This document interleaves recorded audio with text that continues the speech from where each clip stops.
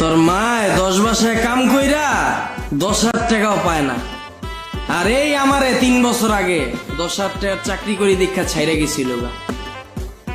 নসিব আসলেই একটা জিনিস রে, কারে কোন কই লয়ে যায় কি দেখায় কেউ কইতে পারি না। তুই কই থাকস রে? ফলপট্টি বস্তিতে। কি কস? বস্তিতে থাকস? বৃষ্টি পড়ে না? বৃষ্টি এলে পানি পড়ে, আম্মু বদনা দিয়ে রাখি। আহারে পপি, কি করলি রে পপি? ইস রে, এসির বাতাস থুইয়া তুই বস্তিতে ঢুকছস বদনা লয়া।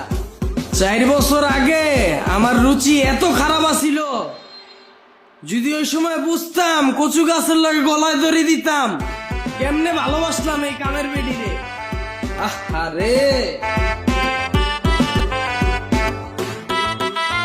আহারে পপি রে পপি। এই, আমি আপনার বাসায় কাম করবো না। এই চলো। আরে রাগ করিস না, বয় কথা কই। আরে বয়। 4 বছর পর তোর লগে দেখা হইল, তাও আবার এই অবস্থায়। এর লেগা ভিতরের তো অনেক কথা বাইরে আইছে। কাম ছাড়িস না, কথা দিতাছি।